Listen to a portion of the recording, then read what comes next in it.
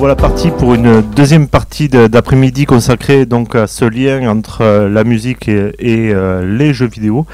On pourrait dire les musiques et les jeux vidéo. C'est vrai que le pluriel sied bien à ces deux formes d'expression. Cet après-midi, là maintenant dans cette deuxième partie, on va parler d'édition musicale sur un aspect en fait lié à la fois à la notion d'auteur et à la fois aux notions économiques et juridiques que ça entraîne. Je ne vous représente pas Christophe Herral que vous avez déjà eu la chance d'entendre en début d'après-midi. Nous avons la chance là aussi d'avoir Thomas Zegan. C'est Zé ou Ze Zegan, donc tout va bien. Thomas Zegan, donc, alors je tutoie tout le monde, ce qui est une très mauvaise habitude de quelqu'un qui travaille dans la musique et qui vient du Sud, mais j'espère que vous m'en tiendrez par rigueur. Donc, vous avez fait l'Université de Californie, l'UCLA, mais aussi à SAS, et vous travaillez à la SACEM comme responsable des aspects contractuels et juridiques online et international à la direction des licences et de l'international. Rien que ça. Et je vous laisse le dur exercice de vous présenter, d'expliquer un peu votre parcours. Alors donc c'est vrai que c'est un titre avec pas mal de... la direction des licences et de l'international, donc c'est une direction qui est encore appelée à grandir d'ailleurs au sein de la SACEM, mais pour faire simple, je m'occupe des négociations contractuelles pour notamment le online, mais également le jeu vidéo. Et donc je fais ça en partenariat bien sûr avec des équipes opérationnelles business, et donc ça veut dire discuter avec nos amis de chez Google, de chez Facebook, Apple, Spotify, etc. et nos très grands amis de chez Ubisoft et avec l'industrie du jeu vidéo. C'est super. Alors pour ne pas perdre plus de temps, je reviens pas sur ton parcours, hein. On l'a déjà vu un petit peu. Juste pour donner un peu un cadre par rapport à tout ça, je vais me baser sur une définition, en tout cas une approche qui est celle de l'Organisation mondiale de la propriété intellectuelle. Je trouve qu'elle est assez intéressante. Il pose la problématique en se posant la question jeux vidéo, programme d'ordinateur ou œuvre de création. Vous allez me dire, c'est assez choquant, mais finalement, eux, ils partent du principe qu'en fait, il y a un large éventail d'approches juridiques de par le monde, hein. On a vu que c'est un phénomène mondial, on est sur une culture qui s'est répandue quasiment sur toute la planète, et on voit qu'en fait, selon les pays, il y a vraiment des choses très différentes. On a par exemple, pour des pays comme l'Argentine, le Canada, la Chine, l'Espagne, la Russie, Israël, l'Italie, Singapour, l'Uruguay, c'est un logiciel fonctionnel pourvu d'une interface graphique. Donc voilà. Si on prend ensuite par rapport à d'autres pays, on dit que c'est des œuvres audiovisuelles. C'est le cas du Kenya ou de la République de Corée. Donc vous voyez que là, œuvre audiovisuelle, pour eux, c'est pareil que du cinéma. Et on a d'autres pays où on rentre dans ce qu'on appelle la complexité des jeux vidéo, favorisant une qualification distributive. Chaque élément du jeu est soumis au régime de protection propre à sa nature. Donc ça veut dire on découpe ça, on fait une vente par lot, on va dire. L'Afrique du Sud, l'Allemagne, le Belgique, le Brésil, le Danemark, l'Égypte, les USA aussi, la France, ou l'Inde, le Japon, la Suède. Donc vous voyez que vraiment on a quelque chose qui a des approches juridiques assez différentes, mais tout ça, ça vient d'un point de vue de départ. On peut se baser par exemple en France sur ce qui a été une date, en tout cas 26 mai 2005. Le Conseil supérieur de la propriété littéraire et artistique, dans son rapport, donne une définition de l'œuvre multimédia. Est-ce que le jeu vidéo est une œuvre multimédia? A priori oui. Sur 5 critères cumulatifs. Alors la réunion de différents éléments de genre, là on y est. L'indifférence à la notion de support ou de mode de communication. Ça c'est intéressant parce qu'on n'est plus sur la notion de est-ce qu'il y a un CD ou pas. L'interactivité avec celui qui en use. Là on y est. Hein. Ensuite, une identité propre, différente de celle des éléments qui la composent. On y reviendra là aussi. Et de la simple somme de ces éléments. Waouh! Là, ça devient déjà, moi j'ai perdu un peu le fil. Hein. Mais là, on commence à comprendre un peu ce que ça veut dire. Et bien évidemment, une structure et un accès régi par un logiciel. Là, on dit que voilà, pour ça, sinon, on pourrait parler de ça, on pourrait dire que c'est de l'opéra, par exemple. L'opéra, ça pourrait être la même chose. Mais jusqu'à preuve du contraire, on n'actionne pas l'opéra avec un logiciel. Ou du moins assez rarement. Pareil, dans cette évolution, on y reviendra parce que c'est un arrêt qui a été assez présent pour la définition juridique. En 2009, la Cour de cassation formule la fameuse jurisprudence CRIO, j'essaie de mettre de l'ambiance mais c'est dur. Le jeu vidéo est une œuvre complexe qui nécessite l'application d'un régime distributif. Concrètement, il faut recourir au régime de l'œuvre logicielle pour la composante logicielle du jeu, à celui de l'œuvre audiovisuelle pour la cinématique et à celui de l'œuvre musicale pour la musique, etc. Donc vous voyez que là on est encore dans la vente par lot. On se dit qu'en découpant tout ça on arrivera à retrouver nos petits en se disant bon ça c'est la musique, bon on a un spécialiste de la musique là, à la SACEM, ils sont bons pour ça, bam il va pouvoir s'y coltiner et etc. pour ses collègues qui viennent de l'image, etc. Donc vous voyez bien qu'on a un vrai problème de définition, mais aussi on a un problème parce qu'en fait on est dans des définitions, on y reviendra, tu feras toute une série d'explications de ce que c'est. Qu'est-ce que c'est la création? Qu'est-ce que c'est qu'un auteur? On a aussi la question de la territorialité du droit. On est sur des licences qui se distribuent sur la planète entière avec des pays qui ont chacun des visions très différentes, mais aussi des diversités d'approches sectorielles. Parce qu'effectivement, la façon de voir du logiciel, les gens par exemple qui viennent du logiciel, ils ont une vision avec des brevets, des choses comme ça, qui n'est pas forcément celle des auteurs, artistes qui viennent plutôt de l'image ou de la musique. D'un point de vue plus général, je reviendrai à quelque chose qui est très récent, qui est un problème d'interprétation. Là aussi, on voit bien qu'il y a une vision anglo-saxonne, une vision plus latine.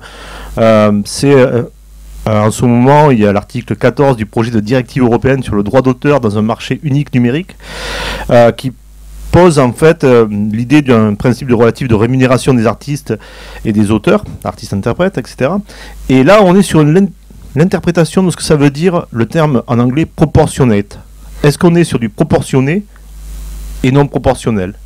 Là, on voit bien qu'on a à la fois une répartition par pourcentage, en tout cas c'est comme ça que je traduis, et une répartition par forfait. Là aussi, on est sur des subtilités du droit, mais ça ne veut pas dire la même chose. On voit bien que les termes ont vraiment une ambivalence. Et je prends cet exemple parce qu'il est en ce moment, c'est un truc qui est en train d'être négocié en ce moment, et qu'on voit bien qu'entre le français et l'anglais, il y a des vraies divergences, au-delà même du sens juridique. C'est des différences de mots, aussi simples que ça. Donc effectivement, tout ça, ça nous amène à cette partie qu'on va attaquer maintenant.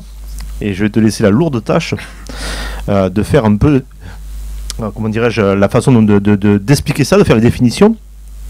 J'aimerais que tu nous expliques déjà qu'est-ce qu'on appelle une création d'un point de vue juridique. Ok, merci pour cette introduction qui balaye bien les problématiques. Ce que je trouve intéressant, c'est qu'il y a aussi plein de ponts avec ce qui s'est dit dans le panel d'avant. Et à un moment, Christophe et Thomas? Non, c'était Clément, merci. Parce que je voulais dire Quentin, pardon à Clément. Ouais.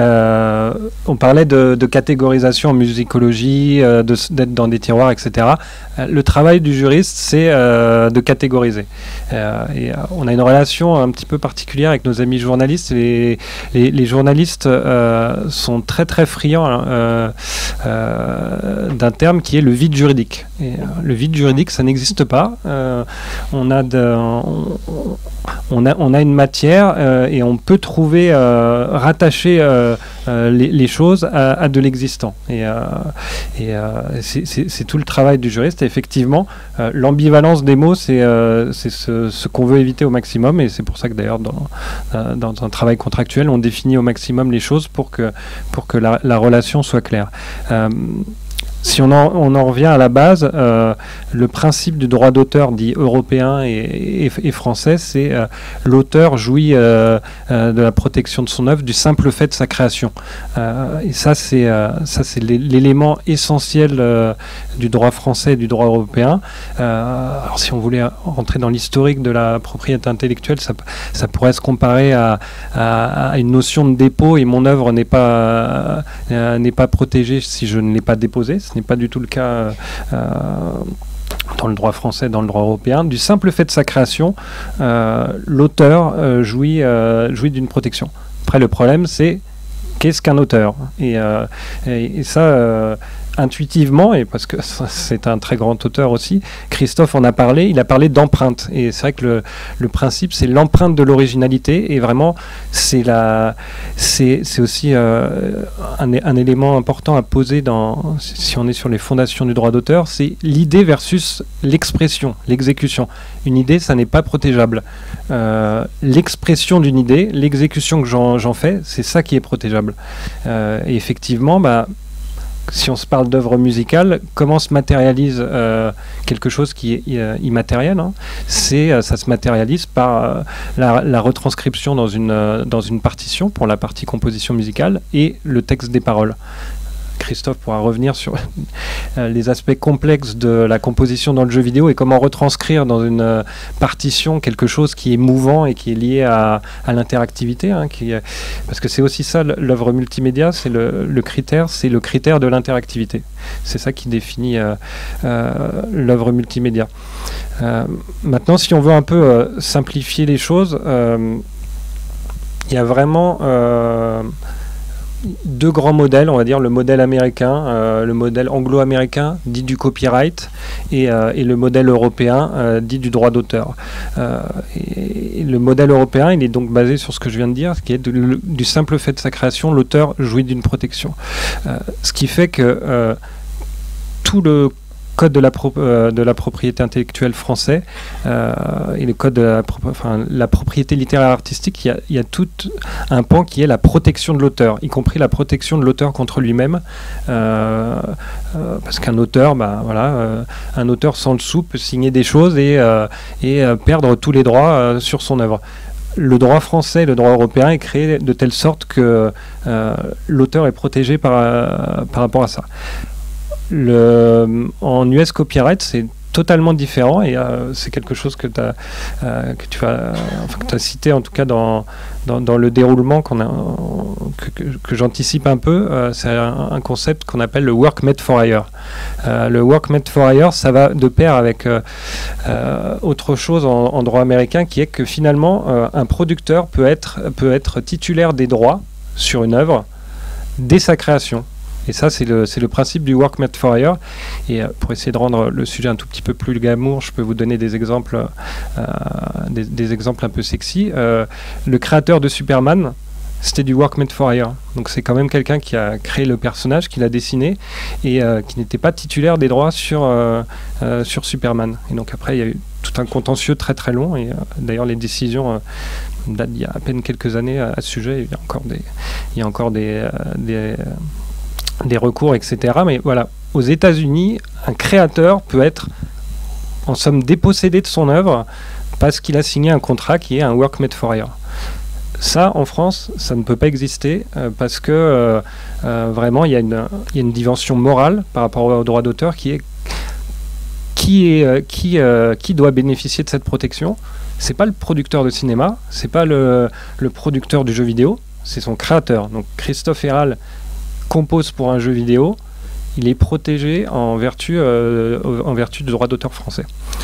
Le deuxième élément très important différenciateur entre le système anglo-américain et le système européen et français, c'est comment l'auteur est rémunéré. Et ça, c'est ce que tu évoquais avec l'article 14, mais bon, c'est... au niveau européen, il y a énormément de lobbying en cours et voilà, j'ai évoqué Google, YouTube, toutes ces grandes industries qui aspirent le contenu et qui aspirent aussi nos données à caractère personnel, nos données personnelles. Voilà, voit le droit d'auteur comme un frein et essaie d'agir sur la réglementation européenne. Mais un grand principe aussi du droit d'auteur, c'est que l'auteur doit être intéressé aux recettes de l'utilisation de sa création. Et ça, c'est un principe qui est le principe de la rémunération proportionnelle, qui, en vertu du droit français, voilà, doit être assis sur le prix public. Et il y a un intéressement de l'auteur qui doit intervenir. Tout ça, c'est à comparer donc au système anglo-américain et à ce qu'on a accepté, mais alors de manière à titre d'exception en droit français, qui est le système du logiciel et le système de l'œuvre collective. Et effectivement, ce qu'on appelle l'œuvre logicielle par rapport à l'œuvre multimédia, eh ben, c'est un domaine dans lequel tout ce que je viens de dire ne s'applique pas. C'est-à-dire, un producteur peut être titulaire de l'ensemble des droits sur une œuvre logicielle. Il peut y avoir une rémunération uniquement forfaitaire. Donc voilà, là on est dans une toute autre dimension. Et c'est vrai que dans le jeu vidéo, et là peut-être que Christophe peut en parler, en tout cas il a déjà touché du doigt ce sujet en parlant d'intégration. Et ben, c'est complexe parce qu'effectivement, vous avez d'un côté certains jeux qui vont fonctionner. Un moteur de jeu, un moteur va être créé, donc c'est une œuvre logicielle éminemment complexe, et peut être utilisé pour créer un jeu, mais peut être utilisé pour créer un autre jeu. Et donc là, je sais pas, on pourrait peut-être comparer ça aux notes de musique, mais c'est un outil, mais qui n'empêche pas qu'après, deux personnes différentes, deux game designers différents, vont pouvoir utiliser ce même moteur pour créer des choses différentes. Il pourrait y avoir une révolution dans l'industrie du jeu vidéo si d'un coup tous les codeurs disaient moi aussi je voudrais avoir une rémunération en proportion de la vente du jeu, parce que il faut se dire que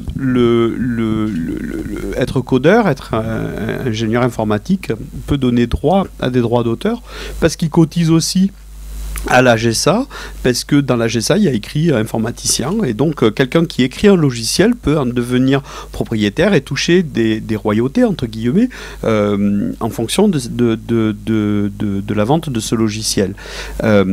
Alors, on a trouvé une méthode, l'industrie a trouvé une méthode pour justement bien valider cette idée d'œuvre collective versus œuvre de collaboration. Il dit: je vais t'encapsuler la vente de tes droits, entre guillemets, dans ton salaire. Et c'est un peu comme les conventions collectives des orchestres qui disent, par exemple, vous rentrez dans cet orchestre et vous signez dans la convention collective, vous avez, par exemple, l'abandon des droits est encapsulé dans votre salaire, l'interprétation pour le disque. Après, le cinéma, après, pourquoi pas y mettre le jeu vidéo ou tout ce qu'on veut. Donc, il y a des manières de contourner cette notion d'œuvre collective. Pour le moment, à ma connaissance, le seul qui a revendiqué un statut d'auteur et qui a fait grand bruit, puisque c'est Frédéric Reynal, a gagné son procès, même si il n'a pas gagné grand-chose en argent, parce que tout ce qu'il a gagné est parti chez les avocats. Mais il a pu revendiquer son statut d'auteur alors qu'il avait été salarié comme codeur. C'est-à-dire que d'un coup, Alone in the Dark, il a pu faire valoir son écriture de l'œuvre de l'esprit et pas simplement son travail de codeur. Donc la valeur ajoutée en disant: mais moi j'ai créé ça et c'est ça qui a fait le succès d'un jeu. À ma connaissance, c'est le seul. Il y a des graphistes qui se sont rebellés. Il y a des graphistes qui ont dit comme ça: mais oui, mais attendez, moi j'ai fait un graphisme, d'accord, vous encapsulez mon droit d'auteur comme nous sommes presque forfaitaires au fur et à mesure des mois de travail, d'accord, je vais peut-être avoir une prime conséquente quand le jeu sera fini, plus que par exemple un sound designer. N'empêche que si vous faites autre chose avec mon Mickey et que c'était pas induit à la base, c'était pas clairement exprimé dans le contrat de travail, à ce moment-là, bien sûr, pour tout ce qui concerne le jeu, il n'y a pas de souci, mais pour tout ce qui est collatéral, là, moi, je suis pas d'accord et je me rebelle. Le musicien, c'est plus facile parce que le compositeur, il fait de la musique et d'entrée, on peut prendre la musique du jeu et la mettre sur iTunes ou n'importe quel agrégateur et puis la faire vivre comme ça. On peut même la prendre et la jouer. Sur le net, il y a un paquet de gens qui ont fait des reprises de la musique, c'est vachement bien. Ça continue à vivre et moi je suis très heureux de ça. Mais on voit que là où ça a été à peu près évident pour la musique, quoique hein, ça l'est toujours pas toujours évident, mais SACEM ou pas SACEM, en fait il s'agit du juge du tribunal de grande instance qui peut prendre parti pour un musicien si par exemple un gougnafier, ça c'est pas un gros mot, on n'est pas obligé de le couper au direct, achète pour 2000 balles la musique d'un compositeur pour son jeu, et puis dit bah, puisque je l'ai acheté, elle est à moi, et donc j'en fais ce que j'en veux. Et à ce moment-là, le compositeur peut se sentir floué et peut aller saisir le juge du tribunal de grande instance et dire bah, moi je suis pas d'accord parce que regardez, il exploite ma musique en fait. Il croit que c'est la sienne, mais c'est la mienne. Et le tribunal de grande instance a donné raison à ce jeune compositeur qui a gagné vachement plus que si l'éditeur de jeux vidéo avait accepté par exemple de lui en donner la moitié chaque fois qu'il vendait un morceau. Donc là où c'est assez facile parce que la musique peut s'extraire, ça l'est un petit peu plus d'une ligne de code parce que c'est vraiment la ligne de code, elle est encapsulée. De plus, il y a vraiment ce travail d'équipe, c'est-à-dire que entre guillemets, il y a des gens qui peuvent venir interagir comme un sound designer dans le traitement de la musique, par exemple, en la filtrant. Et donc, il apporte une notion nouvelle, entre guillemets, un apport comme pourrait faire presque un arrangeur sur l'exploitation de la musique à l'intérieur du jeu et qui, lui, n'est pas soumis au droit d'auteur. On ne le reconnaît pas, un sound designer, on ne reconnaît pas sa fonction d'auteur. Pourtant, il peut avoir des apports extrêmement créatifs. Donc, création, hein, on voit que c'est compliqué. Oui, je reprendrai donc de la littérature juridique, et je ne suis pas très féru là-dedans, mais j'ai travaillé. Selon en fait Saunders, Lipson et Robert D. Brain, le bien nommé, il dit qu'en fait, dans le jeu vidéo, il y a plusieurs éléments créatifs audio qu'on peut reconnaître comme étant finalement des sujets de copyright, et donc dans la vision anglo-saxonne. Donc les éléments audio qui sont les compositions, les enregistrements, les voix, les effets sonores importés et les effets sonores internes. Donc on voit bien qu'il y a aussi cette complexité de quand on parle de son dans le jeu vidéo, il n'y a pas que la composition, il y a aussi, et ce que tu viens de dire illustre parfaitement ce propos, où finalement le sound design n'est pas reconnu au même niveau que le reste. Est-ce que tu peux nous rappeler comment finalement comment ça marche, l'utilisation de musique, en tout cas comment le cadre général de l'utilisation de musique en France? Alors, une distinction importante à garder en tête, c'est la différence entre droit d'auteur et droit voisin du droit d'auteur en musique. Pour faire simple, vous avez ce que j'évoquais, l'œuvre musicale, et ensuite vous avez son enregistrement. Donc effectivement, on est de générations qui avons tous connu et vécu avec la musique enregistrée, mais c'était pas. La SACEM s'est créée en 1851, ça commence à faire un petit peu. C'est une vieille dame. Mais toujours vivace. Elle a parfois un déambulateur quand même. Voilà, ça c'est comment dire, tu es la SACEM en fait, Christophe. Mais je le suis. La SACEM, c'est une. Alors, la SACEM, aussi un petit rappel ou mention au passage. La SACEM, c'est une société privée. C'est souvent visualisé, alors sans doute par son caractère institutionnel qui vient aussi du fait qu'elle est née en 1851. Ce n'est pas un service public, ce n'est pas du tout lié à l'État ou au gouvernement, c'est une société privée à but non lucratif dont les patrons sont ses créateurs et ses membres. La SACEM, c'est vraiment organisé avec, il y a une direction générale avec après des services opérationnels, mais les patrons de la SACEM, c'est le conseil d'administration, et le conseil d'administration, il est élu par les membres de la SACEM. Et effectivement, la SACEM s'est créée à une époque où la musique enregistrée n'existait pas. la musique, c'était de l'interprétation, voilà, dans les bars, dans les fêtes, dans les villages. Et d'ailleurs, la création de la SACEM, c'est lié à des compositeurs qui, une fois, prenaient un café, ou en tout cas une boisson, au Café des Ambassadeurs, près des Champs-Élysées, là où se trouve le studio Gabriel, alors de Michel Drucker, toujours, il me semble. Et en fait, cet établissement jouait leur musique. Et ils ont refusé de payer leur consommation parce que leur musique était jouée sans qu'ils soient rémunérés. Donc voilà, ça a créé un procès, et c'était les débuts du droit d'auteur et de la gestion collective. Donc vous avez l'œuvre musicale, et ensuite vous avez l'enregistrement. Et donc effectivement, l'exemple que je donne toujours, c'est Le pouvoir des fleurs, Souchon-Woolsey. Et ben voilà, vous avez l'interprétation de Laurent Woolsey, mais vous avez l'enregistrement des Enfoirés, ou tout type de réinterprétation. Donc c'est deux éléments différents. Et par exemple, quand Christophe travaille sur le jeu vidéo, bah, il y a la contractualisation qui est nécessaire pour les œuvres musicales, donc les partitions, voilà, ce qu'il a créé pour le jeu. Et ensuite, il y a tout l'aspect enregistrement qu'il a évoqué, où il peut avoir... Christophe, tu as de multiples casquettes, mais voilà, il participe également, voilà, à tout l'enregistrement, à la contractualisation avec les interprètes, et tout le processus voilà, de création et d'enregistrement en studio. Et ça, c'est vraiment deux éléments différents qui doivent tous les deux être contractualisés, couverts pour que l'exploitant de jeux vidéo puisse utiliser les musiques enregistrées sans problème.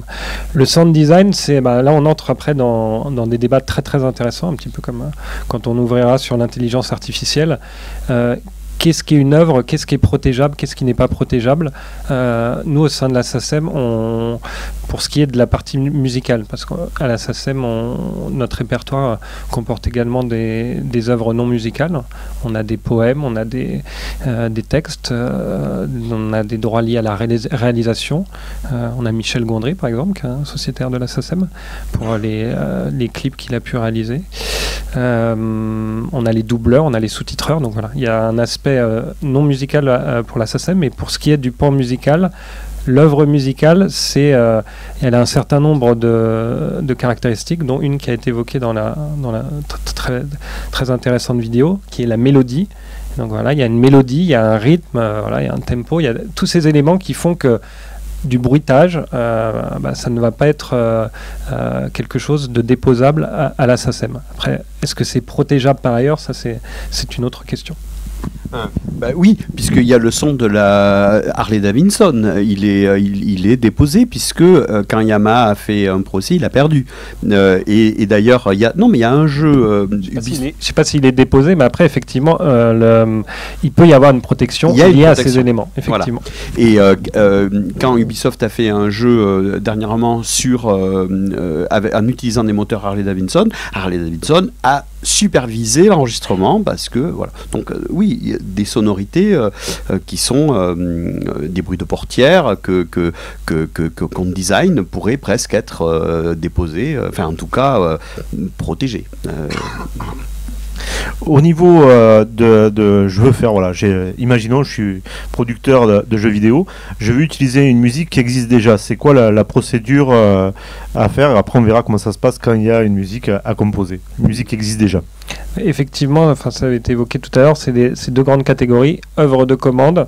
Donc ça, c'est ce que peut faire Christophe dans son travail pour Ubisoft, dans une production audiovisuelle. Donc ça, c'est des œuvres qui sont créées à façon, avec un processus de collaboration, et voilà, une adaptation de la musique à ce qui est associé avec. Donc la musique à l'image, par exemple, pour le jeu vidéo ou le cinéma, versus ce qu'on appelle des œuvres préexistantes. Et donc pour les œuvres préexistantes, il faut obtenir l'autorisation de ce qu'on appelle les ayants droit, donc les titulaires de ces droits-là. Donc à la fois sur le côté œuvre musicale ou publishing, et sur le côté master, qui est pour l'enregistrement. Et donc il faut identifier les interlocuteurs qui sont titulaires de ces droits. Donc ça peut être une société de gestion collective comme la SACEM, ça peut être un éditeur étranger qui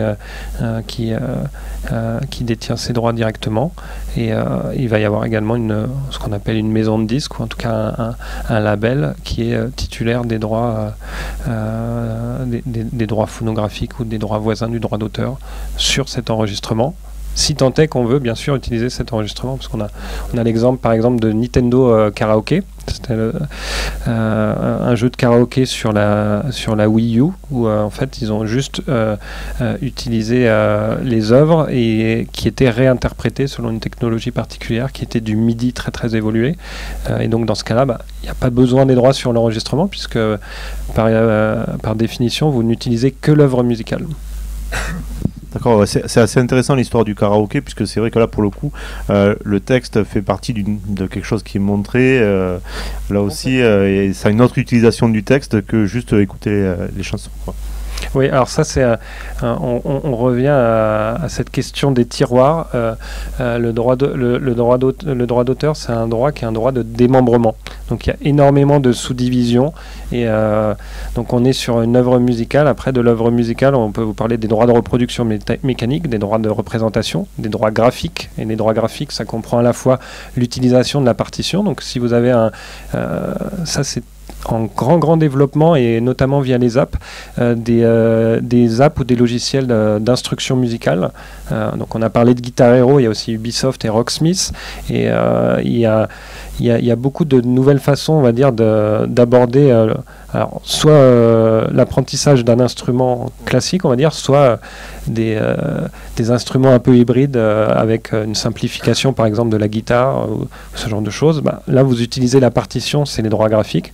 Dans le karaoké, vous utilisez les paroles qui s'affichent, et là, c'est aussi des droits graphiques. Pareil, qui c'est qui fait le choix de faire finalement appel soit de la musique déjà existante, soit de passer une commande? En partie le jeu lui-même. On ne peut pas imaginer un jeu sur lequel on danse justement utiliser de la musique originale. L'intérêt, c'est que tout le monde connaisse les morceaux et qu'on danse sur quelque chose d'entraînant et de connu. De plus, je ne sais pas combien Just Dance peut utiliser comme morceau, mais c'est quarantaine, voilà. Donc c'est quand même beaucoup de musique très différente. Après, esthétiquement parlant, c'est le directeur audio du jeu qui va influencer l'écriture elle-même de la bande de son. Est-ce qu'on fait appel à un compositeur original? Est-ce qu'on fait appel à de la musique de librairie? Est-ce qu'on fait appel à de la musique de stock? Comment ça s'appelle déjà celle-là? Oui, de la musique de droit. Librairie musicale. Tu veux dire la musique dite libre de droit en gestion collective? Par exemple, ouais, voilà. Sous musicomètre ou ouais, voilà. Bon, et etc., etc. Donc après, le directeur audio en parle au creative director, et puis il dit oui, sur mon jeu, effectivement, on pourrait faire un deal avec une société comme ATM, par exemple, qui est de la musique de librairie, et qui va donner la possibilité d'un accès à 15 heures de musique, ou même open bar. Tu me donnes 20 000 euros et tu choisis ce que tu veux pour ton jeu. Il peut y avoir un truc tout nouveau, là, c'est la relation entre, par exemple, Ubisoft et Hit Record, où on arrive à avoir un schéma qui n'existait pas trop. C'est-à-dire qu'on demande à une communauté de compositeurs, d'interprètes, de musiciens, de faire quasiment de la commande, parce qu'il y a un cahier des charges à tenir, pour un prix relativement proche de la musique de librairie. Bon, alors, on peut aussi faire appel à un compositeur de musique originale. On peut faire appel à un compositeur de musique originale plus des choses que lui-même a fait, des choses en complément. Bref, dans Ubisoft, pour en revenir à Beyond Good and Evil, il y a tellement de musique à faire que moi, tout seul, je ne peux pas la faire. Je ne peux pas répondre au cahier des charges, d'autant plus qu'artistiquement, c'est hyper intéressant d'avoir pour une radio c'est comme si un compositeur faisait toute la musique de Radio France, quoi. Peut-être qu'au bout d'un moment, on se lasserait. C'était un peu le cas avec les yéyés sur RTL. Oui, peut-être. Oui, mais il y avait François Hardy, il y en avait 2 ou 3, tu vois, voilà. Des yéyés, il y a au moins yéyés, quoi. Donc, voilà, pour répondre à ta question, en fait, c'est le jeu qui décide de ce qu'on va y mettre dedans. D'abord. Et puis après, après on fait appel à 1, 2, 3, 4 compositeurs. On peut faire appel à une partie, par exemple, de radio qui sera de la musique, je sais pas, achetée avec un deal précis, pour une utilisation précise, avec un libraire musical. Voilà, donc tout est open. Voilà. Alors, si on met de côté la musique qui s'achète au mètre, comme la saucisse à Toulouse, est-ce que une fois qu'on s'est mis d'accord là-dessus, c'est à quel moment qu'on rentre dans la question juridique, à quel moment il y a les avocats et peut-être éventuellement la question des agents ou de pas agents, quand tu peux en parler d'un point de vue juste à ton expérience? Ça se fait depuis le début. On peut pas imaginer de prendre un musicien, de le laisser travailler, un compositeur, de le laisser travailler 2 ans sur un truc sans lui donner d'argent, sans savoir où il va. Donc c'est comme même un salarié, un contrat de travail. On donne pas un contrat de travail au bout de 6 mois d'entreprise. Un contrat de travail, ça s'élabore au tout début de la relation. Et que ça soit un contrat de travail, on a les mêmes chaussettes tous les deux, rayées. C'est eux qui sont en rapport. C'est super important, moi je dis. Et voilà. Donc je dirais très très vite, très très vite. Cette relation, elle se fait très très vite. Et à ce moment-là, donc c'est pour ça qu'on a été raccord entre les chaussettes et la chemise, vous voyez. Donc en fait, l'idée, à quel moment, du coup, une fois qu'il y a ce rapport entre, on va dire, d'un côté, les avocats du producteur de jeux vidéo, ou en tout cas le service juridique, sans parler d'avocat forcément, l'auteur, compositeur, dont le compositeur là, qui a ou pas un conseil, un agent, etc. À quel moment, du coup, vous rentrez SACEM dans la boucle, parce que j'ai vu quand même qu'on pouvait faire des choses en ligne sur votre site si on était producteur. À quel moment vous rentrez dans cette boucle-là? Alors, le plus tôt, c'est le mieux. On s'en parlait un petit peu avant. C'est souvent de la même façon que tu peux intervenir, Christophe, des fois un peu tard dans le processus. Il n'est pas rare qu'on nous appelle et qu'on nous dise on a un jeu, il sort dans une semaine, comment on fait? Donc ça, c'est la chose à ne pas faire. Après, un point intéressant, c'est que le droit d'auteur, ça rémunère l'exploitation. Donc, si le jeu n'est pas exploité, et ça peut arriver, un jeu qui est produit pendant 2-3 ans et puis qui finalement ne sort pas, au niveau droit d'auteur, il n'y a pas nécessairement besoin d'une autorisation, et c'est là où, quand on se parle d'œuvre de commande, et je vais encore aller dans le démembrement, il y a plusieurs aspects. Quand Christophe travaille, il y a quelque chose d'important qui s'appelle... il y a de la commande. On appelle ça il y a quelque chose qui s'appelle la prime de commande. Et qu'est-ce que ça vise? Ça vise justement cette relation entre le commanditaire et, entre guillemets, l'exécutant qu'est Christophe Herral, et le fait que il va prendre de son temps pour travailler avec Ubisoft ou un autre partenaire, se plier à un cahier des charges. Et donc après, si on est dans l'analyse juridique, il y a tout un débat sur quelle est cette relation. C'est pas une relation employeur-salarié, mais il y a quand même un lien de suggestion. Enfin, il y a quelque chose. Christophe travaille par rapport à un cahier des charges, donc il prend de son temps, il a des contraintes, et voilà, il essaie de réaliser quelque chose. Et bien tout ça, c'est quelque chose qui n'est pas du droit d'auteur, mais qui doit être abordé dans une relation contractuelle, pour que justement Christophe ne passe pas 5 jours par mois pendant 2 ans sur quelque chose chose qui ne sort pas sans qu'il ait pu être rémunéré. Et ça, c'est un aspect dont peut-être tu peux parler concrètement. Oui, et puis par exemple, d'arriver à être contracté ou contractualisé pour une date de sortie. Imaginez que le producteur ne mentionne pas sur un contrat qu'à un moment il faut faire la musique. Le musicien lui il dit on verra quoi. Et 6 ans après que le jeu soit sorti, on fait la musique par exemple. Donc une date de sortie clairement mentionnée, et puis aussi le fait de revendiquer l'originalité de la musique, et si on fait des emprunts parce qu'on fait de la musique samplée à des choses qui étaient déjà préexistantes, il faut avertir le producteur qui lui-même va aller éclairer les droits, enfin demander parce que si d'un coup il avait à gérer un procès, il en serait de la responsabilité du compositeur qu'aurait omis de dire qu'il avait samplé bêtement Michael Jackson ou les Beatles, un truc simple, léger, pas connu. Et voilà, c'est pas au producteur de subir un procès.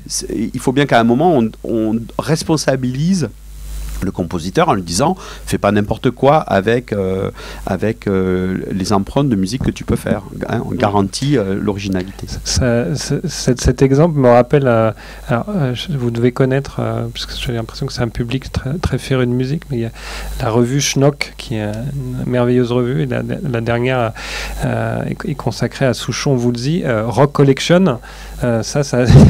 Voilà, pour sa maison de disques, je vous laisse imaginer les juristes et avocats qui ont été confrontés à cette œuvre. Donc j'ai décidé d'enregistrer cette chanson qui, dans sa version longue, fait 11 minutes. Dedans, il y a les Rolling Stones, il y a les Beatles, il y a les Beach Boys. Voilà, comment on fait? Bonne chance. Voilà. Donc on voit là qu'effectivement on a un sujet qui est complexe, on voit là qu'en fait il y a des phasages aussi qui sont importants. Dans cette définition des différentes parties prenantes et de leur rôle, on a un peu avancé. Maintenant, si on essaye de réfléchir donc on pourrait se dire ça marche bien, ça a l'air de marcher super, et il se trouve que pareil, on voit que cette notion de reconnaissance du travail d'auteur des compositeurs, elle a pas coulé de source, c'est le moins qu'on puisse dire, puisque on dit que à cause de la SACEM, les anglo-saxons accusent la SACEM d'avoir de les empêcher de travailler avec tous ces brillants compositeurs français, et il y a certains qui disent ouais, mais avec votre revendication, ben voilà, ils ont déserté, ils nous appellent plus, c'est fini.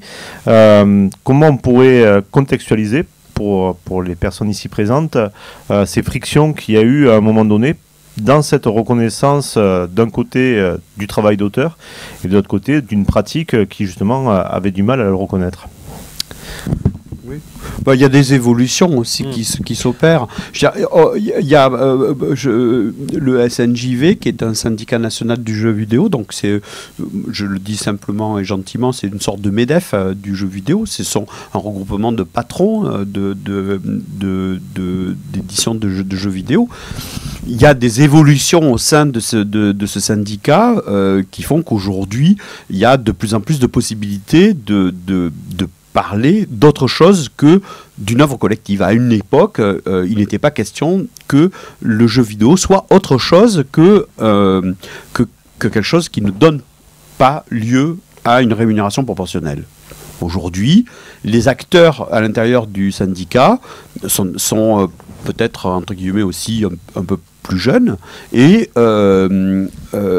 acceptent de se dire que en travaillant avec un système comme un contrat tripartite entre la SACEM, l'éditeur de jeux vidéo et le compositeur, on s'assure une quiétude juridique.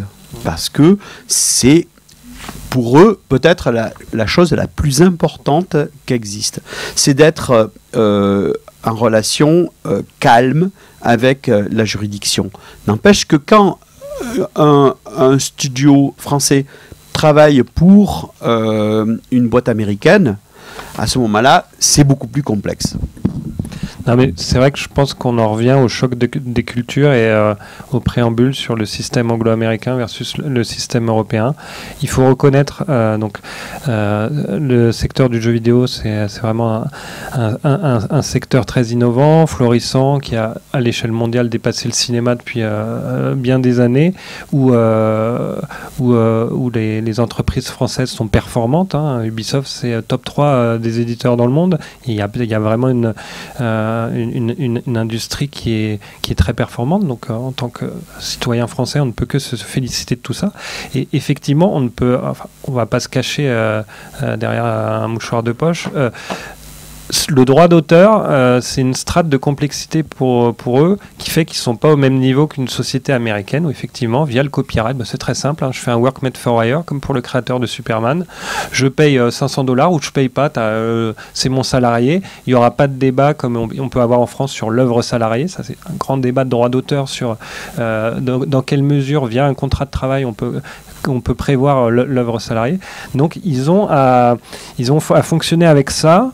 Ce qui est complexe parce que c'est une industrie qui s'est créée sur le modèle américain, qui n'est pas forcément toujours armée. Il y a beaucoup de petites et moyennes entreprises où voilà, ces aspects juridiques sont complexes et donc ils ont déjà géré toute la conduite d'une entreprise. Enfin voilà, le salariat, l'URSSAF, c'est déjà des choses compliquées quand on est des créateurs ou des producteurs de jeux vidéo. Donc c'est pas forcément simple.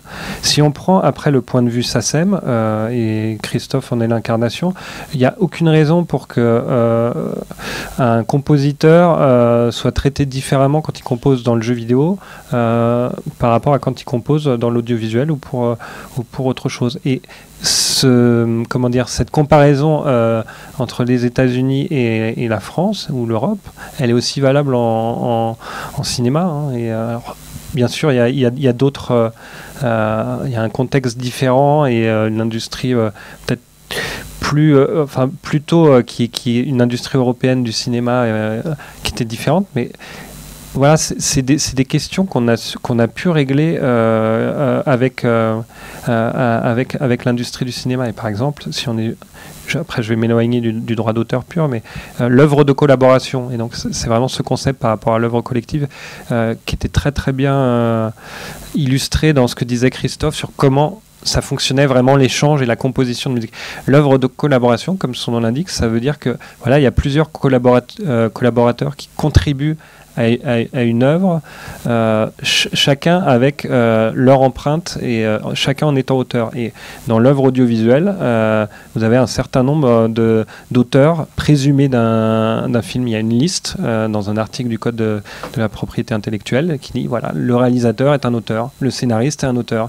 Après, voilà, il peut y avoir des débats après sur différentes catégories et de la même façon qu'un chef opérateur des fois peut apporter beaucoup parce que le réalisateur n'est pas un technicien. Enfin, c'est une présomption qui n'empêche pas que quelqu'un d'autre peut être reconnu auteur. Ce qui est très intéressant pour se projeter dans l'avenir, le présent et le positif, c'est faut aussi voir comme une opportunité le droit d'auteur pour l'industrie du jeu vidéo. Et ça, c'est l'exemple des utilisations ultérieure des œuvres créées pour le jeu vidéo. Ça, effectivement, au début du jeu vidéo, on ne se disait pas qu'il y allait avoir des concerts avec du Mario ou du Christophe Herral qui allait être joué par un orchestre symphonique. Et il y a vraiment un petit peu comme pour le film, le fait que voilà, une œuvre créée pour un film, après, peut être utilisée 20 ans plus tard pour de la pub, parce que l'attachement du public à cette œuvre fait qu'elle peut avoir plein d'utilisations ultérieures. Et ça, c'est le droit d'auteur et la gestion collective qui permettra à tout le monde, y compris à l'exploitant de jeux vidéo, s'il est éditeur de cette musique, d'en tirer un bénéfice. Rayman Origins n'a pas fait l'objet d'un ce contrat tripartite. Du coup, quand Antenne 2, je suis con, France 2, France Télévisions, l'ORTF, non? L'ORTF. Attendez, je mets les rayures devant moi. Utilise pour le Tour de France les glou-glou. je ne perçois pas de droit d'auteur parce que le morceau n'est pas, il part dans les irrépartissables parce qu'il n'y a pas d'auteur en face de, auteur membre de la SACEM en face de ce morceau. Mais s'il prend un morceau de Rayman Legend, à ce moment-là, je peux obtenir une rémunération parce que cette musique sera utilisée. Donc on voit pourtant je suis toujours le même compositeur, n'empêche que si j'étais du côté obscur de la force, je mourrais dans la misère et dès que je suis éclairé, hop, d'un coup, je peux percevoir des droits d'auteur. Pourtant, si le morceau a été des glouglous a été déposé à Rayman Legend et que c'est la version de Rayman Legend, à ce moment-là, c'est presque le même morceau, mais n'empêche que je perçois des droits d'auteur. Mais si, par exemple, dans un film, il y a quelqu'un qui joue à Rayman, si joue à Rayman Origins, je ne toucherai rien. Si je joue à Rayman Legend, je toucherai des sous. Et je toucherai des sous, mais aussi Ubisoft qui est pour la musique connexe. Son utilisation connexe peut avoir des accords avec un éditeur et donc cette musique est éditée au sens édition musicale à la SACEM. Donc ça veut dire que un studio de jeux vidéo peut aussi, entre guillemets, tenter de rentabiliser la musique qu'il va payer, puisqu'il va en payer la fabrication, il va en payer la conception. Donc, en devenant éditeur de musique, il va participer à la possibilité de la diffuser et donc d'avoir véritablement un statut d'éditeur à la SACEM. Et alors, ça peut être le cas avec justement un des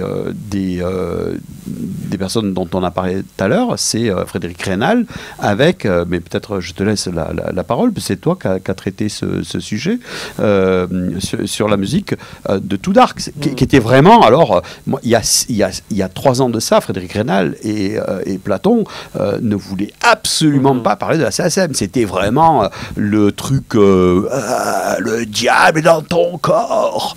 Et aujourd'hui, ça a changé. C'est vrai que c'est un bel exemple. Donc, on se parle d'un jeu qui s'appelle Too Dark. Et donc, comme il y a eu pas mal de discussions sur les jeux survival ou jeux d'horreur, là, c'est vrai que c'est un jeu qui un peu un contrepoint parce que il est très rétro gaming, pixel, etc.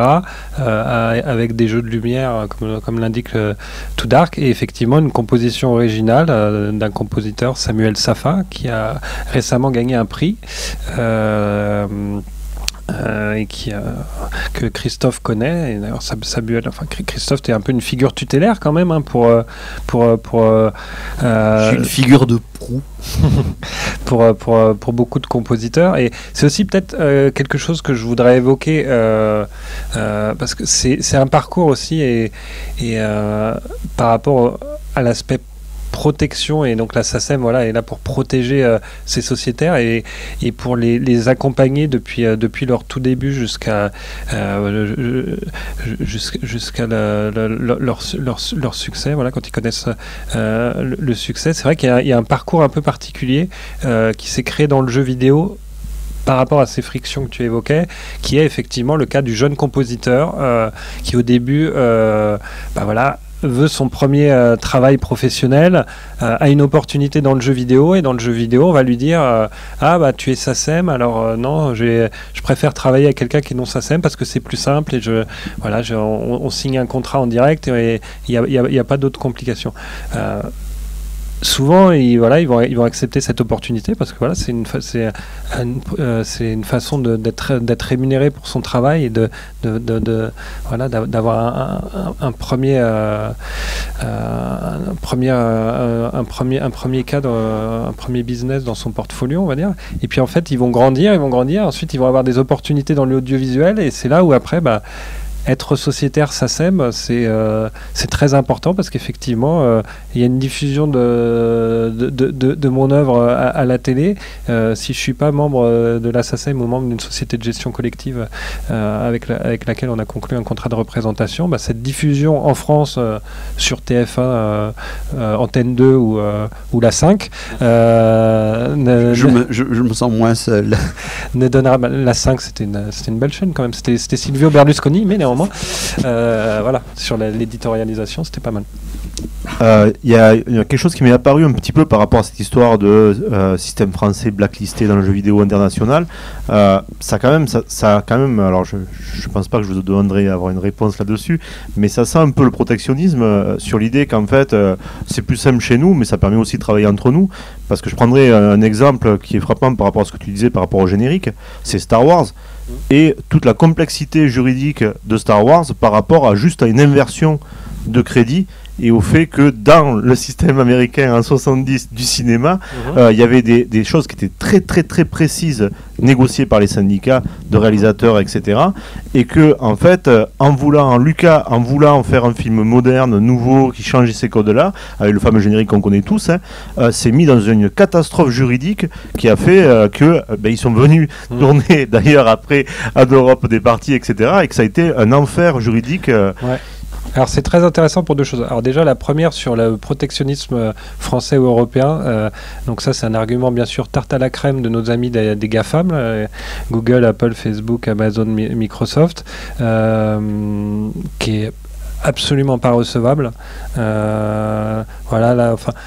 On est toujours dans des périodes de lobbying intense où tout d'un coup ils vous disent les gifs vont être interdits, vous pourrez plus partager des petits chats ou ce genre de choses. Ils essaient de jouer sur les côtés un peu rigolos pour dire attention le droit d'auteur au secours. Et donc ça c'est un premier point. Le deuxième, c'est vrai que on a tendance, alors je pense qu'en France, à vie personnelle, je digresse un petit peu, on a beaucoup tendance à l'autoflagellation, ce qui n'est pas le cas de nos amis américains, comme j'ai pu le constater quand j'étais à UCLA. Mais ce qui est très drôle, c'est que par exemple la paperasserie, on se dit tiens, l'administration française, cette espèce de monstre voilà, qui engloutit tout et dont la SACEM peut être une incarnation, même si c'est une société privée. Aux États-Unis, il y a énormément de formalités administratives. Alors, le côté la création d'une entreprise, c'est très simple. C'est pas vrai, c'est beaucoup plus complexe que ça. Le droit fiscal américain est un des droits les plus complexes qui soit. Et la question des crédits, c'est très très intéressant parce qu'effectivement, en droit du copyright américain, il n'y a pas de droit moral. Donc on a deux grandes catégories en droit d'auteur. On a les droits patrimoniaux, donc c'est être rémunéré pour son œuvre, pour sa création, c'est ce qu'on a évoqué jusqu'à présent. Et on a le droit moral. Le droit moral, c'est le respect dû à son œuvre, le droit de paternité, le fait que si j'utilise l'œuvre de Christophe Herral, je dois préciser que l'œuvre utilisée a été composée par Christophe Herral. Ils l'ont pas directement comme une contrainte parce que le droit n'est pas créé avec cette ambition protectrice que j'évoquais, mais en fait ça s'est créé par d'autres biais et notamment par les guilds. Et donc aux États-Unis, dans l'industrie du cinéma, vous avez la DGA, la Directors Guild of America, vous avez la WGA, la Writers Guild of America, et donc à partir de là, effectivement, il y a des règles très très strictes qui sont créées. Il y a des négociations collectives. C'est des organes de gestion collectifs un peu comme la SACEM, qui sont là pour protéger leurs membres. Et effectivement, après, ça peut entrer dans un degré de minutie où les crédits doivent être comme ça. Le droit aussi d'un réalisateur à être non crédité, c'est le fameux Alan Smithy, pendant très longtemps, où un réalisateur qui estime qu'en fait, on a interféré avec son travail et qu'il ne veut pas assumer la paternité de son film. Et ben, il y avait une règle qui a été créée qui faisait qu'on l'appelait Alan Smithy. Alors maintenant, j'ai oublié, ils ont changé, c'est un nom à consonance asiatique, mais voilà, parce que comme il y a un film qui a été créé qui s'appelle un Alan Smithy Movie, en fait le nom était devenu trop connu et ils ont dû changer. Mais il y a effectivement la même chose avec les membres d'un syndicat, hein, puisqu'une union c'est un syndicat, et donc si vous travaillez avec un sociétaire SACEM ou si vous travaillez avec un membre de la DGA comme Steven Spielberg, et oui, il faut respecter les règles de la DGA. Si vous souhaitez vous vous affranchir de ces règles, il faut créer tout un système de production où l'ensemble des membres ne seront pas membres d'une guilde pour pouvoir vous affranchir de ces règles. Donc finalement, c'est aux États-Unis aussi, les mêmes problématiques peuvent se poser. Moi, je pensais un peu à ce côté, c'est-à-dire effectivement à la complexité des règles américaines qui, pour partie, peut ressembler à une forme de protectionnisme, c'est-à-dire qu'en disant oui, c'est compliqué chez vous, restons entre nous à travailler, on se permet aussi de travailler finalement dans un entre-soi. Moi, je ne demanderai pas un point de vue, là-dessus, mais c'est un peu le sentiment que j'ai par rapport le même frein qu'on peut avoir quand on est musicien et qu'on va travailler aux États-Unis. Ou en gros, c'est payé. S'il faut payer pour pouvoir travailler aux États-Unis, ce qui est quand même pour nous qui avons une vision sociale un peu différente, c'est assez fort de café de devoir payer pour travailler quelque part, quoi. Mais on va passer sur des solutions maintenant qu'on a vu tout le côté bad. Dans la relation du côté obscur, ce qui est assez drôle, c'est que quand nous on est exclu ou blacklisté d'un système parce que on serait à la SACEM, voire simplement français ou européen, avec un code de la propriété intellectuelle qui va avec, eux, ils se permettent d'aller récolter de l'exploitation et les fruits de l'exploitation, tout en étant américain, en ayant signé un contrat de copyright, par des systèmes de sous-édition qui, eux, sont membres, des sous-éditeurs qui sont membres de la SACEM et qui vont récolter de l'argent de la diffusion de Star Wars, puisqu'on en parle, par exemple, et qui vont la rapatrier aux États-Unis. D'ailleurs, peut-être tu connais les chiffres de l'international, c'est-à-dire ce que reverse la SACEM à l'international. Est-ce qu'on sait ça? Je ne me rappelle plus. Oui, bien sûr, mais alors je peux nécessairement entrer dans les détails, mais ce qui est intéressant, c'est que, par exemple, à nos sociétés, les équivalents américaines, mais qui n'ont pas exactement le même périmètre que la SACEM, mais ce qui est ASCAP, BMI, CISAC, et puis maintenant il y en a d'autres, on leur reverse beaucoup plus d'argent qu'ils nous versent. Mais c'est lié aussi à la structure et aux dimensions des États-Unis, hein, de la même façon qu'ils ont un système, un réseau routier ou électrique qui est totalement anachronique par rapport aux évolutions technologiques et aux avancées qu'ils peuvent avoir dans d'autres domaines.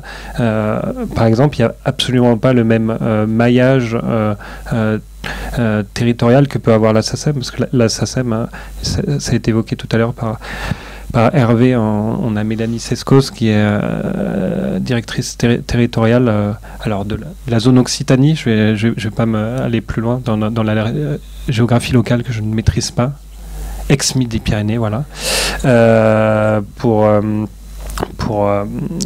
la SACEM, et on a vraiment un maillage qui fait que si une œuvre de Christophe est interprétée dans une salle de concert, que ce soit ici au Métronome ou ailleurs, on doit être en mesure de le savoir et de répartir les droits qui conviennent à Christophe. Et c'est vrai que ça, c'est une très grande force de la SACEM. C'est une société qui a une forte dimension internationale, on pourra revenir dessus éventuellement, mais également un fort ancrage territorial et régional. Et ça, c'est vraiment un point fort important par rapport à d'autres sociétés, et notamment aux sociétés américaines. Alors, dans l'évolution de cette, je ne sais pas si on peut parler de jurisprudence, c'est un peu abusif, de ces relations, il y a un point qu'on peut citer, c'est que grâce à ton acharnement... Point Godwin. Non, oui, fasciste. Non, non, c'est que quelque part, tu as permis en tout cas de faire avancer finalement ces conditions, cette reconnaissance, à travers ce que tu as pu négocier avec Ubisoft. Et avec le partenariat de la SACEM, justement, cette triangulation, est-ce que tu peux nous expliquer comment ça s'est passé et qu'est-ce que tu as négocié et finalement, c'est quoi les tenants et aboutissants? On va parler la manière avec laquelle ça s'est fait. Ça s'est fait sur 6 ans à peu près, du temps d'une directrice qui s'appelait Catherine Kervignal, et puis ça a été continuer après. En fait, c'est comme les vieux là qui voient passer les jeunes là au guichet. L'idée, c'était qu'on y arrive en fait à ce contrat, et finalement Just Dance, Thomas peut le valider, a servi aux intérêts de la musique originale, le fait d'aller chercher de la musique qui existait déjà, préexistante. Donc après, ça s'est fait, ça a mis du temps, franchement ça a mis du temps parce que il faut peut-être du temps pour se dire que la musique de jeux vidéo existe dans la tête de certains membres du conseil d'administration de la SACEM. C'est pas que simplement du bip bip bip, il peut y avoir des choses. Donc il y a une sorte de crédibilité à essayer de faire passer. C'est vrai qu'avec Jean-Noël Tron, on a affaire à quelqu'un qui est dans l'industrie, qui en est sorti, mais qui connaît finalement Yves Guillemot, parce qu'à un moment, ces gens-là se fréquentent. Et alors, ça devient quand même plus simple d'avoir des interlocuteurs qui se connaissent un peu. Et puis, les tenants, les aboutissants, c'est... on parlait de la figure de Proust ou de Proust, puisque voilà. L'idée, c'était que moi, je bénéficiais d'une mise en lumière et puis d'une certitude, c'était de travailler avec Michel Ancel, parce que Michel Ancel avait envie de travailler avec moi. Du coup, j'ai profité de cet éclairage pour essayer d'œuvrer pour faire en sorte que le jeune que je fus il y a quelques années et que vous êtes vous puisse avoir accès à cette industrie. Quelqu'un qui a 20 ans aujourd'hui, il y a 20 ans, il y a 10 ans, se voyait définitivement la porte fermée dans le jeu vidéo. Aujourd'hui, il commence à y avoir des choses qui s'ouvrent. On pourrait aller plus loin, on pourrait dire ok, si toi, éditeur de jeux vidéo, tu viens taper à la porte du crédit d'impôt et que tu demandes à avoir des aides du fonds d'aide aux jeux vidéo, donc comme tu l'as précisé, le CNC, le ministère de l'Industrie, on peut se dire, zut, alors mets-toi en règle avec le code de la propriété intellectuelle, quoi, t'as pas le droit de brûler des feux rouges. Donc du coup, si tu prends un compositeur, s'il est membre de la SACEM, tu règles ces histoires de SACEM une bonne fois pour toutes. Alors on pourrait dire, si tu as un crédit d'impôt, si tu bénéficies d'un crédit d'impôt, si tu bénéficies d'aide aux jeux vidéo, conforme-toi au moins au code de la route. Voilà, ça serait par exemple une solution. Je suis sûr qu'on va y arriver à ça, mais il faut qu'il y ait des gens qui interpellent d'autres personnes qui s'endorment un peu en disant de toute façon on s'en fout, le jeu vidéo c'est le jeu vidéo, c'est une industrie qui vient des États-Unis, qui vient du Japon. Non, on a aussi notre mot à dire en disant attention, on peut aussi être vigilant sur la reconnaissance de l'auteur. Voilà, moi je suis très content. Michel Ancel, il est chevalier des arts et des lettres. C'est quand même, à un moment, on éclaire ce garçon, on dit, mais voilà, Michel Ancel, vous êtes donc une sorte de représentant français de ce que, à l'international, voilà, c'est bien. Mais dans la réalité, c'est quoi ? Ça a été très long d'arriver à faire accepter à Ubisoft le fait que on passe par des contrats liés à la rémunération proportionnelle. Avant, c'était pas dans l'esprit du jeu vidéo, c'est ça. Donc les juristes sont réticents parce qu'ils ont appris que le jeu vidéo venait de là. Donc c'est une industrie qu'il faut sans cesse ramener vers l'audiovisuel, parce qu'il s'agit d'images et il s'agit de musique. Donc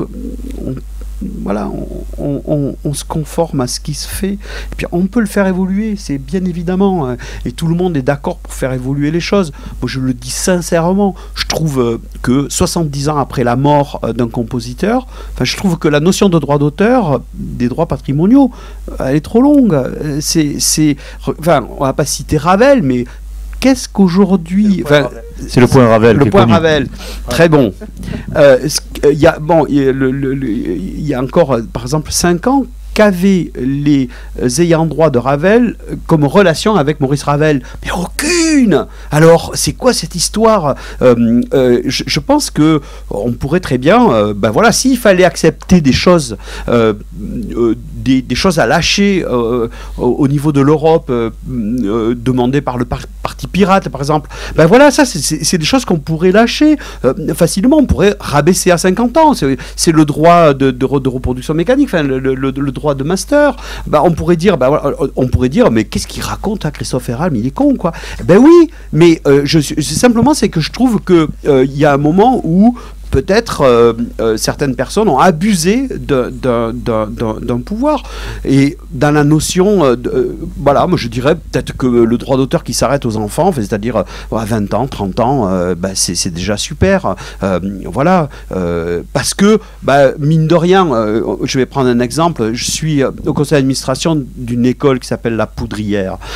Il y avait un étudiant qui avait envie de faire siffler le personnage à l'intérieur, l'aigle noir de Barbara, elle venait de mourir. Donc il fallait prévenir les ayants droit. Quand ils ont vu qu'il n'y avait pas de notion d'argent et tout ça, ils ont dit non, mais non.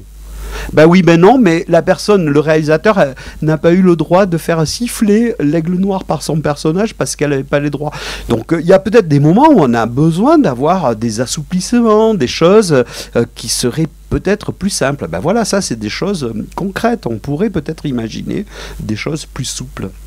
Voilà. Mais on sait aussi les débordements que la souplesse peut... les failles qu'on peut donner, dès que tu en trouves une porte, il y a quand même des gens qui se précipitent dedans pour aller te dévaliser la maison. Ce qui est intéressant aussi avec ça, c'est la notion de durée et de patrimoine. J'en profite, on va faire aussi le point corporate. Nous avons lancé depuis quelques mois déjà un musée SACEM qui exploite tout le patrimoine de la SACEM et effectivement des documents incroyables, enfin voilà, des courriers d'Edith Piaf, des examens. À un moment on avait des examens d'entrée, voilà, vous avez l'examen d'entrée de Barbara ou de Georges Brassens. On a des fameux créateurs qui ont loupé leur examen d'entrée. Brassens, Trenet en font partie. Mais la notion de patrimoine, elle est très importante. Je suis féru de cinéma également. Effectivement, le cinéma n'a pas eu tout de suite la notion de patrimoine, ce qui fait qu'il y a beaucoup notamment dans les films muets, de très grands films qui sont perdus à jamais parce qu'ils ont laissé ça pourrir dans des hangars, et puis à un moment les pellicules n'étaient celluloïdes, les pellicules n'étaient plus exploitables.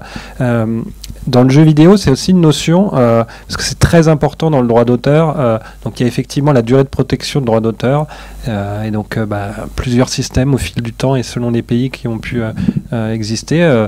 Une protection à partir de la date de publication versus une protection à compter de la mort de l'auteur, mais avec aussi d'autres systèmes, parce que si vous êtes plusieurs auteurs, c'est la mort du dernier auteur survivant. Donc par exemple, Claude François, vous avez des compositeurs pour Claude François qui ne sont pas décédés, ce qui fait que des œuvres co-créées, la durée de protection commencera à la mort du dernier créateur. Donc c'est vrai que ça c'est la durée de protection. Dans le contrat, on dit aussi un contrat peut être pour une durée déterminée. Le classique en droit du copyright américain, qui est absolument complètement invalide en droit français, en droit européen, c'est in perpetuity for the universe. Et puis aussi d'autres dimensions, des fois ça peut exister. Il y a un univers parallèle. Non, alors cela dit, j'aimerais bien voir, ça c'est je vais faire un peu mon geek juridique, mais j'aimerais bien savoir comment a été formalisée l'utilisation par Tesla de Space Oddity dans la voiture qui a été envoyée dans l'espace, parce que là pour le coup on sortait de la planète Terre, donc c'est intéressant. Et il y a le disque aussi qui est sur la sonde Voyageur, si jamais il est joué, qui c'est qui va payer ce qui a marqué sur ce disque. Voilà, ça c'est assez intéressant, enfin en tout cas pour moi.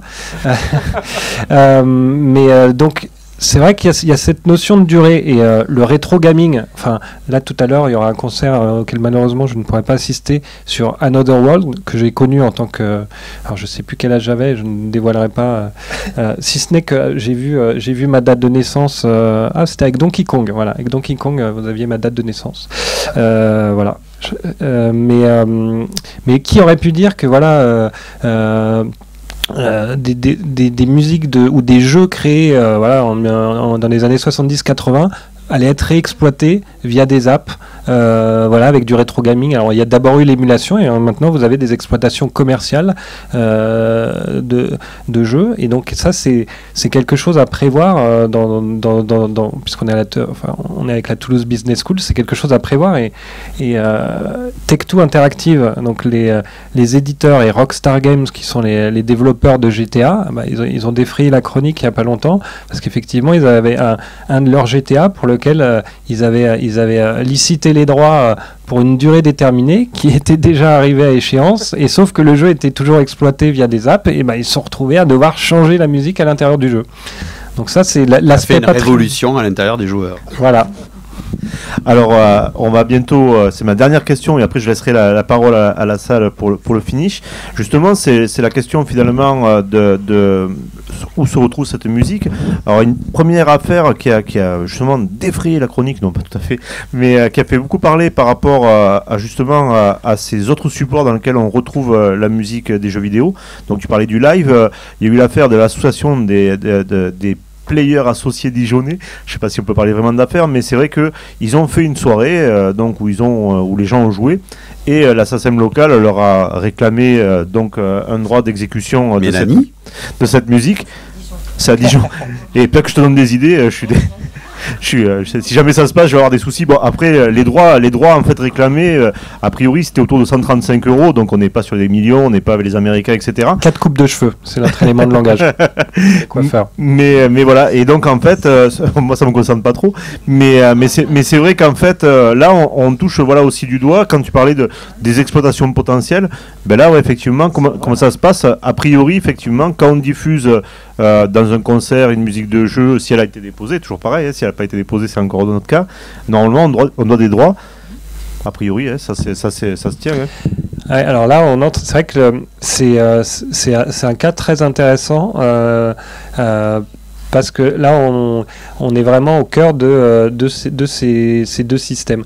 Si par exemple on est sur un jeu, une production américaine créée selon le système américain du Work Made for Hire, ce qui n'est pas le cas tout le temps, hein. Il peut y avoir de la rémunération proportionnelle, enfin voilà, un John Williams ou un Hans Zimmer, ne vous inquiétez pas que leurs contrats sont bien cadrés, mais si le producteur de jeux vidéo, dans les contrats qu'il a pu passer avec les ayants droit, imaginons que voilà, il est avec le Christophe Herral américain, qui n'est membre d'aucune société de gestion collective, donc voilà, il détient l'ensemble de ses droits, il a tout créé, il a tout enregistré tout seul dans son garage, c'est lui qui est le seul ayant droit. Si il délivre une autorisation à cet exploitant du jeu vidéo, et que cette autorisation il prévoit l'ensemble des exploitations, en ce compris l'exécution publique de la musique in context, en contexte du jeu vidéo, et que cette manifestation ne comprend que ce jeu, là effectivement la SACEM n'aura pas vocation à intervenir. Ce qui se passe en général, mais alors après c'est différent, mais par exemple un salon du jeu vidéo, il y aura toujours de la musique diffusée, c'est de la musique d'ambiance, c'est un petit peu, je rebondis sur la valeur de la musique. Tout à l'heure on parlait des œuvres de commande, et voilà la musique liée vraiment à la narration du jeu, mais même quand on évoquait FIFA ou les jeux de sport, voilà, la musique a une valeur de la même façon. Les supermarchés qui ne souhaitaient plus payer la SACEM et qui ont arrêté de diffuser de la musique, ou ont diffusé de la musique au mètre qu'ils obtenaient pour moins cher par d'autres biais, ils se sont rendus compte de quoi, que le temps moyen de fréquentation de leurs établissements baissait, parce que ça c'est un élément très très intéressant, qui en plus est un marché très innovant en ce moment, c'est la background music, et nous on discute avec beaucoup d'exploitants, et un exploitant comme ça de Soundtrack Your Brain, qui est un exploitant très très innovant du secteur, expliquait en fait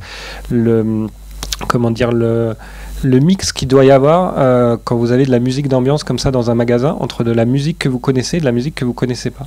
Et en fait, il faut pas qu'il y ait que des hits et que des choses que vous connaissez, parce que il faut qu'il y ait un moment que vous n'écoutiez pas tout le temps la musique, et que ce soit plus un bruit de fond que vous avez. Et donc, il y a vraiment une éditorialisation à faire pour que, voilà, tous les 3 ou 5 morceaux, vous ayez quelque chose. Ah tiens, je connais cette musique, et ça met dans l'ambiance, versus d'autres choses où vous oubliez et vous êtes dans vos actes d'achat ou dans tout ça.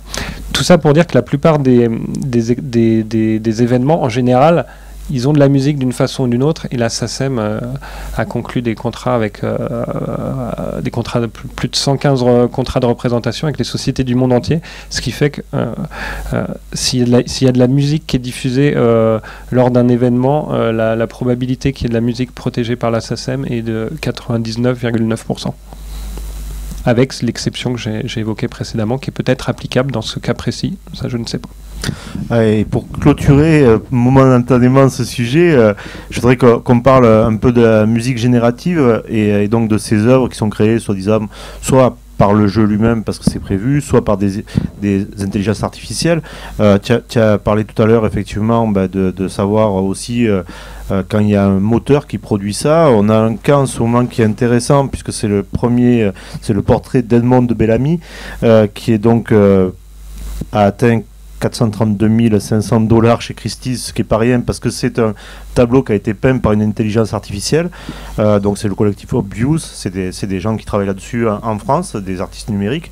Or il se trouve qu'ils ont, en ce moment, il y a une polémique qui enfle, petite polémique, mais quand même, parce que là il y a beaucoup de monnaie quand même, c'est parce qu'ils ont utilisé en fait un moteur, cette intelligence artificielle qu'ils ont utilisée, c'est pas eux qui l'ont créé, et c'est un Américain, je crois, un Anglais, je sais plus, un Canadien peut-être, qui a créé donc cette intelligence artificielle. Il dit ouais, ils sont en train de gagner du pognon avec ma création, et là la boucle est un peu bouclée.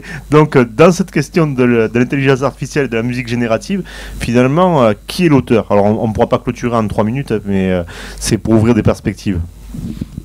Oui, alors c'est un vaste sujet que la SACEM a pris à bras-le-corps, et c'est vrai qu'on a participé, on a aussi quelque chose qui s'appelle SACEM Université, qui a vocation comme ça à prendre des sujets, alors soit pour l'éducation, la vulgarisation de sujets du droit d'auteur, soit pour des aspects innovants comme ça, la blockchain, l'intelligence artificielle. C'est vrai que c'est un vaste débat.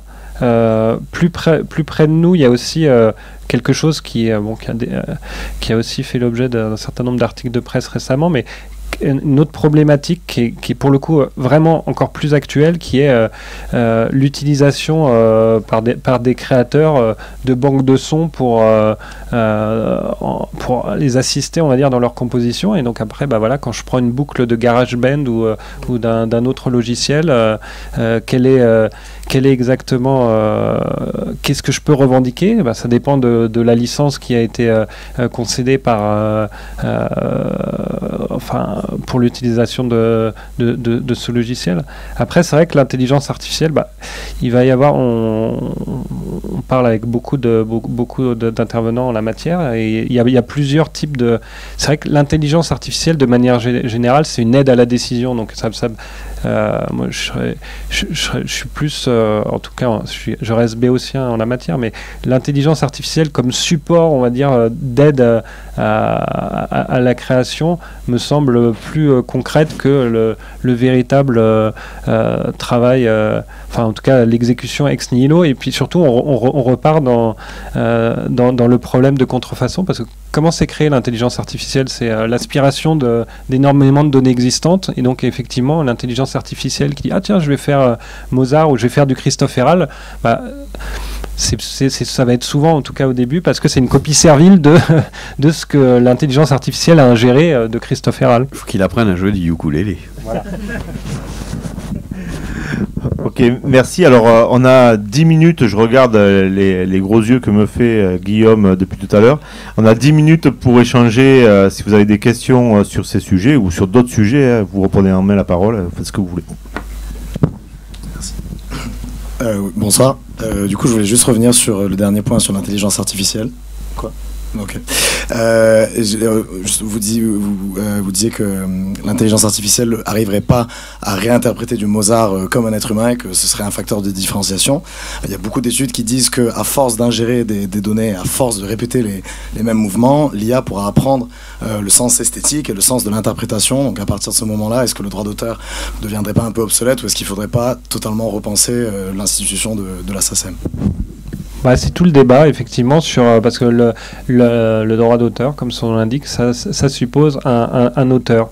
Et c'est vrai que on en revient à d'autres types de protection, hein, mais qui existent déjà, que ce soit via des systèmes, hein, la protection des bases de données, ou il y a plein d'autres systèmes juridiques, les brevets, pour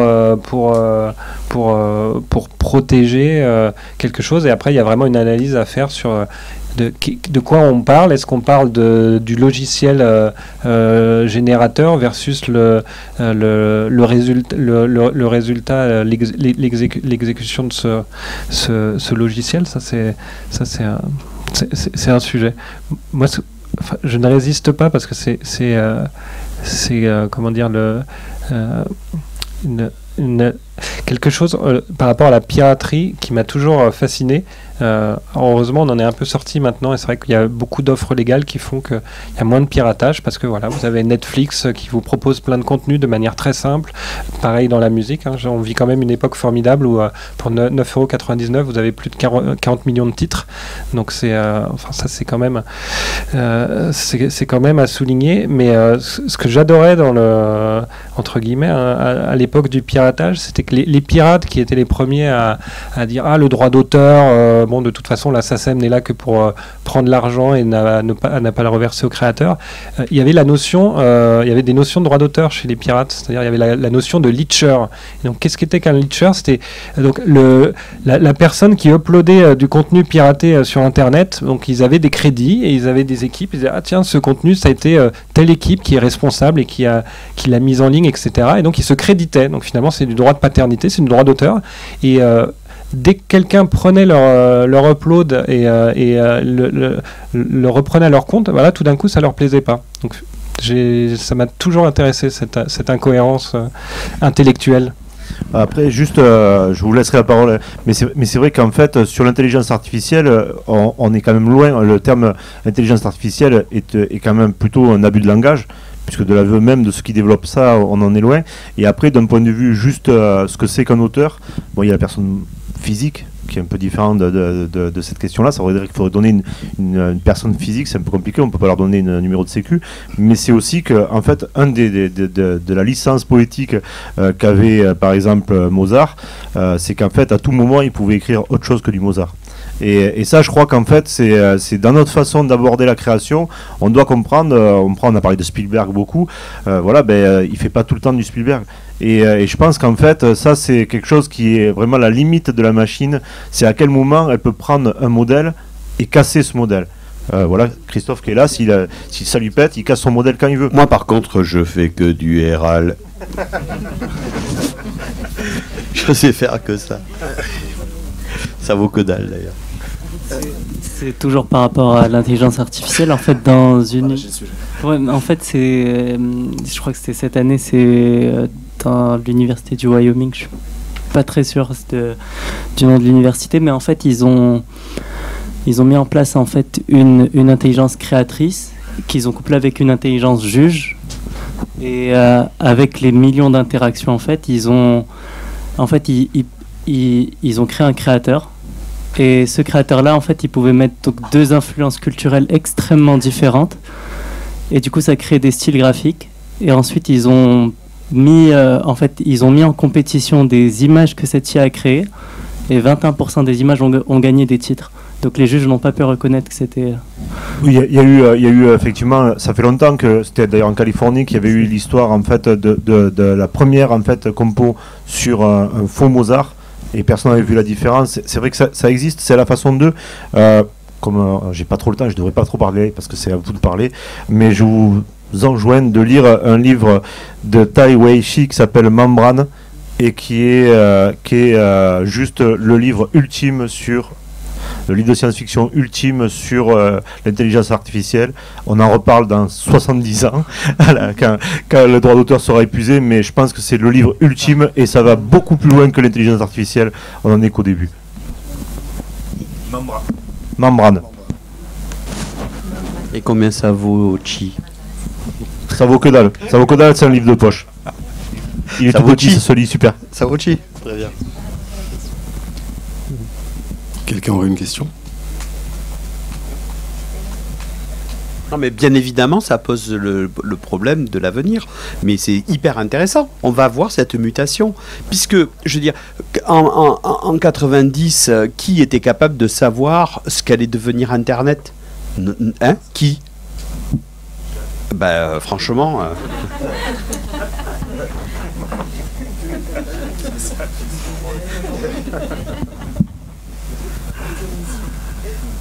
une petite question.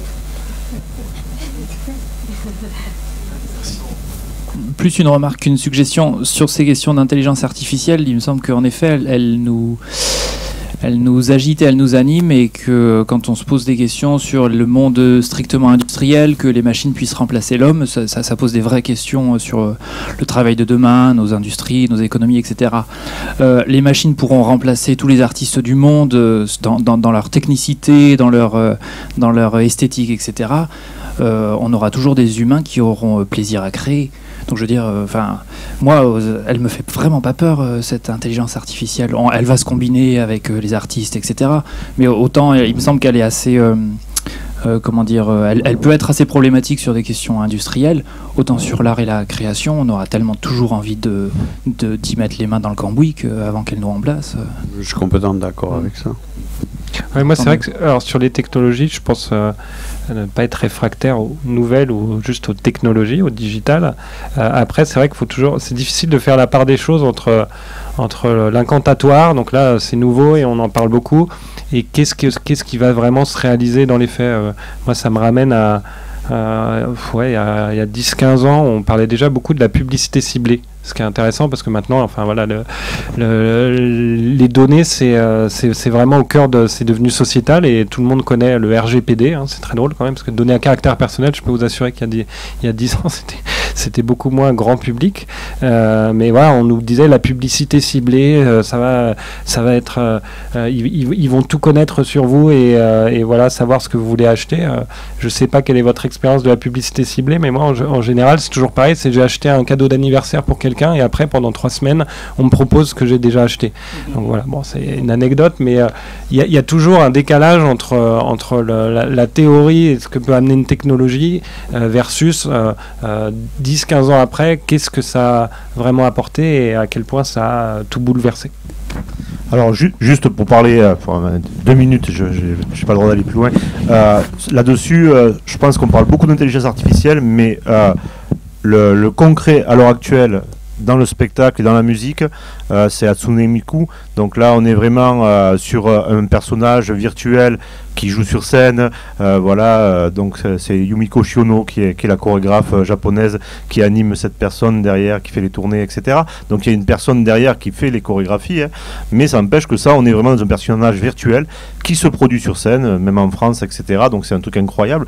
Et il faut savoir qu'à l'heure actuelle, sur les clones virtuel, par exemple, il y a une dizaine de salles aux États-Unis, à Las Vegas ça a été fait, etc., qui diffusent des spectacles d'Elvis, d'un Elvis virtuel, et qu'à l'heure actuelle, il y a une profession nouvelle qui apparaît, c'est celle d'agent, de représentant de stars mortes, qu'on peut réutiliser dans de l'audiovisuel pour des pubs. Hein.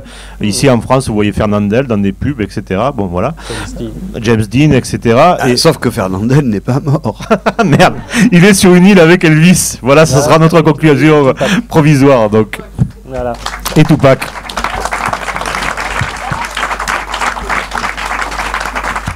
Je voudrais remercier l'équipe du Métronome, Octopus, la Toulouse Business School. Bien évidemment, les intervenants, merci bien, vous avez été brillants. Moi, là aussi, j'ai appris plein de choses, c'était super passionnant. Si je regarde les organisateurs, donc maintenant, on plie la salle. Apéro. Juste. Apéro dans 5 minutes, le temps d'installer tout ça. Ok, merci beaucoup.